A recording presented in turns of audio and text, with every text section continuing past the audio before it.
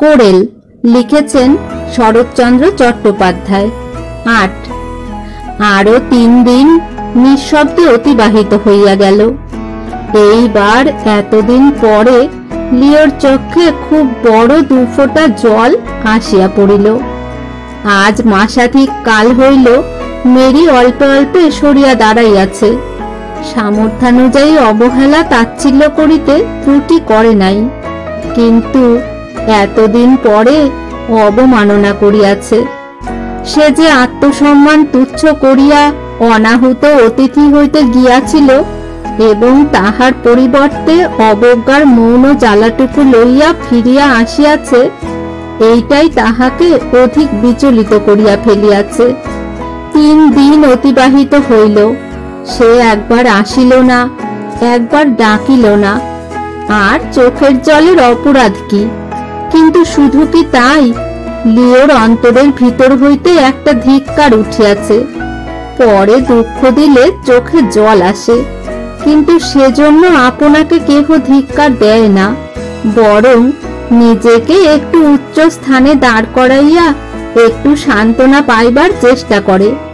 অদৃষ্টকে দোষ দিয়া কর্মফলের নিন্দা করিয়া পরের মন্দ চরিত্রকে গালি পাড়িয়া অনেকটা শান্ত হওয়া যায়, কিন্তু যাহার আপনাকে আপনি ধিক্কার দিতে ইচ্ছা হয় তাহার দুঃখ রাখিবার স্থান নাই।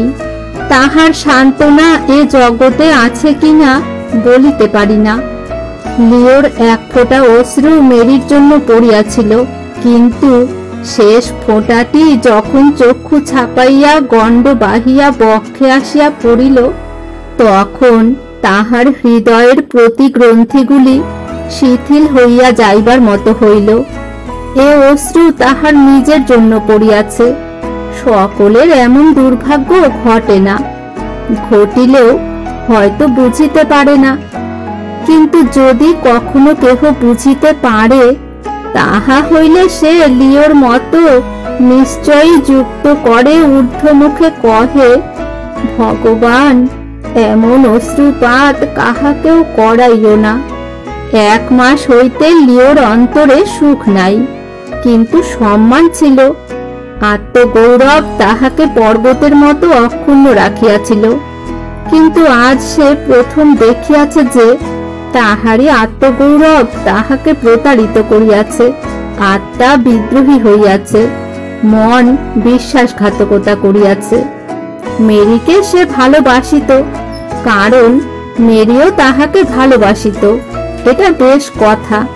তারপর সে রাগ করিল, কথা না শুনিয়া অবাধ্য হইয়া পড়িল, আর তাহার ভালোবাসা নাই। লিও মনে স্থির করিল সেও আর বাসিবে না। তবে একটা পদার্থকে এতদিন পরে বিনাশ করিতে হইলে ক্লেশ বোধ হয়। লিওরও ক্লেশ বোধ হইয়াছিল, কিন্তু সে যুক্তি ও বুদ্ধির দ্বারা নির্ণয় করিল যে স্ত্রী চরিত্র সহজে বুঝা যায় না। মেরিকেও সে এজন্য বুঝিতে না পারিয়া ভুল করিয়া ফেলিয়াছিল। যাহা হোক, এখন সংশোধন করিলেই হইবে। সে আপনাকে শোধরাইয়া লইল, তবে মধ্যে মধ্যে দুঃখ হয়, মধ্যে মধ্যে হাসিও পায়, এমন হইয়াই থাকে। এজন্য কোনো ক্ষতি নাই। সে আপনাকে সংযত করিয়া জগতের যাবতীয় দুর্ভাবনা, দুঃখ, ক্লেশ দূর করিয়া দিয়া পরম আনন্দে সমস্ত অন্তরাত্মা এই পুস্তকখানির উপর ন্যস্ত করিয়া হৃষ্ট চিত্তে ইভার চরিত্র করিতেছিল। লিখিয়া শেষ করিতে পারিতেছিল না। গুণের কথা লিখিতে বুঝি স্বর্গ ফুরাইয়া যাইবে, রূপের মাধুরী বর্ণনা করিতে বুঝি স্বয়ং সজীব প্রকৃতি দেবীকে টানিয়া আনিয়া ইভার চতুর্দিকে জড়াইয়া দিতে হইবে। তাহার হৃদয়ের প্রবৃত্তিগুলি আঁকিবার আনন্দে লিওর আহার নিদ্রা ত্যাগ হইয়াছিল। এই ১ মাস ধরিয়া দারুণ পরিশ্রমেও এক তিল ক্লান্তি বোধ করে নাই। তথাপি এ চিত্র শেষ হইতেছে না। মনে হয় যদি অব্যক্ত অজানিত দুটো কথা কেহ বলিয়া দিতে পারিত, সে দেবীর হৃদয়ের গোটা ২ গুপ্ত কথা কিছুতেই বুদ্ধিতে আসিতেছিল না। তাহা যদি পরিষ্কৃত হইত, তাহা হইলে এ স্বর্গচিত্ত কোন স্বর্গীয় দেবীর হস্তে পরমানন্দে সমর্পণ করিয়া লিও তাহার এ জীবনের সমস্ত বাসনা, সমস্ত আশা, কাগজ কলম যাহা কিছু আছে সমস্তই উৎসর্গ করিয়া নিতান্ত নিশ্চিত মনে বাকি জীবনটা চুপ করিয়া বসিয়া কাটাইয়া দিতে পারিত। আজ প্রাতঃকাল হইতে লিও এই লিখিত চিত্রখানি ভালো করিয়া দেখিতেছিল। সহসা মনে হইল লোকটিকে যেন সে কোথায় দেখিয়াছে, যেন এ দেবী প্রতিমার সহিত কখনো কোনো স্বপ্ন রাজ্যে দেখাশোনা হইয়াছিল। একটু বোধহয় পরিচয় হইয়াছিল, কিন্তু সে আর নাই। দেখাশোনা হইলে হয়তোবা চিনিতে পারা যায়, কিন্তু মুখখানি মনে পড়িতেছে না। প্রাতঃকাল হইতেই সে এ কথা ভাবিতেছিল। এখন সন্ধ্যা হইয়া গিয়াছে, আকাশে চাঁদ উঠিয়াছে, বাগান ফুলের গন্ধে ভরিয়া উঠিয়াছে। লিও তাহার মধ্যে বসিয়া দুই ফোঁটা অশ্রুর শেষ বিন্দুটি এখনো গন্ধ ছাড়ায় নাই, বুকের উপর হয়তো এইবার পড়িবে।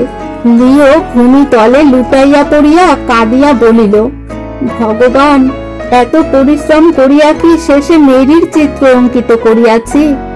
দিবানিশির এই গভীর একান্ত চিন্তা, আকাঙ্ক্ষা, বাসনা, আনন্দ, আশা, ভরসা কি সব মেরির পদতলে লুটাইয়া দিয়াছি? কি করিতে কি করিয়াছি ভগবান! লাঞ্ছিত, উৎপীড়িত, অবমানিত আমাকে কি শেষে মেরির চিরদাস করিয়া দিয়াছ? হৃদয়, মন, চিন্তা শক্তি, কল্পনা সমস্ত অযাচিত তাহাকে দিয়া আমি কি শূন্য গর্ভ জড় পুতুলের মতো হইয়াছি? সে চাহে না, আমি চাই। সে পদদলিত করিয়া চলিয়া যায়, আমি ধুলার মতো পদতল জড়াইয়া আছি। ছুটিয়া আসিয়া লিও গৃহের দ্বার রুদ্ধ করিয়া দিল।